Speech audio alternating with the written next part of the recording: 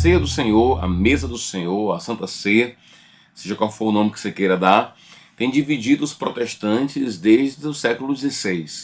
E lá para cá as divergências não diminuíram, só aumentaram, e são muitas, são várias, desde questões textuais, mais simples, questões mais administrativas, práticas do dia a dia. Seja quem deve participar, quem deve ministrar, se os elementos, por exemplo, no caso do cálice, se deve envolver um vinho com álcool ou não.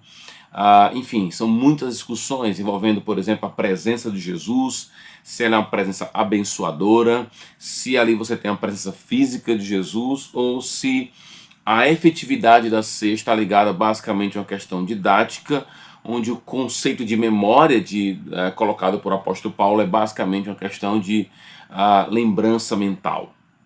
Enfim, há muita discussão. Outro tópico que realmente traz muita discussão é a questão dos mortos, lá em 1 Coríntios capítulo 11, que é um texto realmente mais didático, mais direto sobre a ceia, que ali você tem a descrição de pessoas que estão doentes e morrem. Para muitas pessoas, ali é uma referência ao pecado para a morte, de 1 Coríntios, ou melhor dizendo, 1 de João capítulo 5, e outros acreditam que ali é uma referência a Apocalipse 2, por exemplo, seria um paralelo a Apocalipse capítulo 2, onde ali você encontra os filhos de Jezabel morrendo, né? Como punição, seria um tipo de punição de incrédulos, enquanto que alguns acreditam que os mortos, ali em 1 Coríntios capítulo 11, são cristãos que são punidos por Deus, no caso Gordon Fee pensa assim. Outros pensam que aqueles mortos são incrédulos, é o caso, por exemplo, de Hamilton, James Hamilton. Então, há muita discussão sobre a ceia do Senhor. Agora, há um comportamento que eu queria exatamente falar sobre isso nesse vídeo, que eu acho estranho entre os cristãos. Desde 2002 eu estou no ministério pastoral e, vez por outra, eu consigo testemunhar algumas pessoas que entenderam o evangelho, são ligados à igreja, vivem a igreja local, são membros da igreja, e na hora da ceia os elementos passam e eles simplesmente rejeitam. Tem aquela postura de negar a ceia.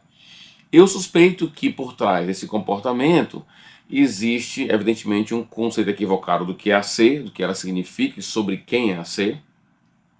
Mas eu acho que o que está por trás também é um conceito equivocado de tomar a ceia de forma indigna, como diz o apóstolo Paulo.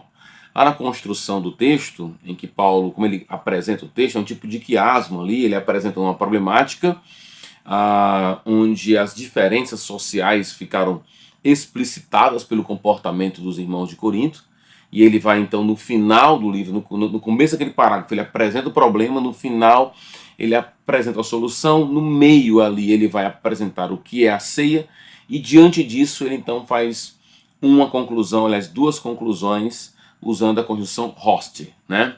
Ali, nessa conjunção, ele vai implicar, então, diante do que vocês aprenderam sobre ceia do Senhor, é importante que você não tome a ceia de forma indigna.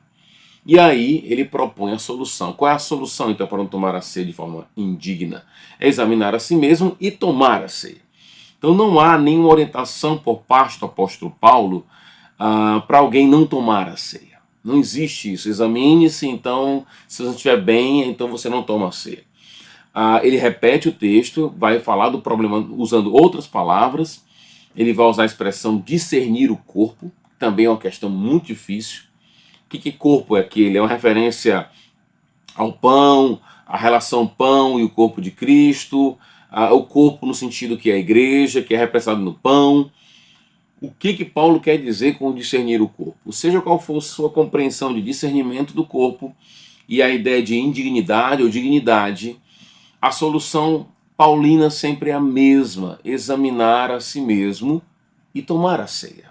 Então não existe essa solução que alguns acham de não tomar a ceia. O que me preocupa com quem não toma a ceia é quando esse mesmo alguém, movido pelas mesmas razões, toma a ceia. Que geralmente a pessoa que não toma a ceia, se você se aproximar e conversar com ela, e suponho que isso também é realidade na sua vida, na sua comunidade, essas pessoas vão dizer: não estou muito bem, eu briguei com a minha esposa, essa semana eu não orei, eu não li a palavra de Deus, eu entrei em discussão com meu patrão, eu enrolei alguém, eu me envolvi com pornografia, enfim.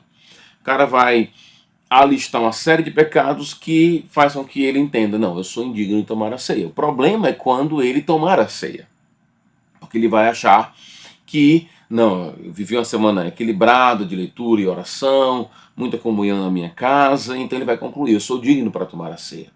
Os dois casos estão errados, porque nos dois casos você tem um autoexame equivocado. Num caso você tem um autoexame que levou a pessoa a ver o pecado, mas não encontrar-se com arrependimento. E no segundo caso, você encontra a pessoa que se examinou tão mal que não conseguiu ver o próprio pecado. Então, nos dois casos, o problema é a ausência de um exame devido.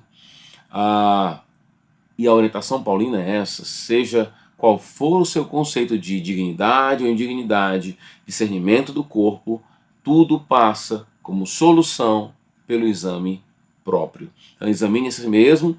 Certamente isso não envolve uma questão somente introspectiva, subjetiva, individual, certamente envolve a sua relação com a igreja também.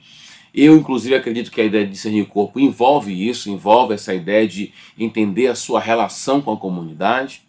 Mas seja qual for a ideia de discernimento de corpo que você tenha, esse exame que você vai fazer vai levar você a concluir que você é pecador, que você errou, levar ao arrependimento e aí tomar a ceia. Não há nenhuma solução paulina para o problema da ceia que não passe pelo exame e pelo tomar a própria ceia, ok?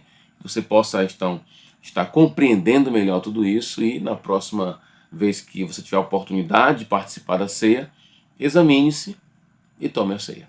Valeu, galera. Abração.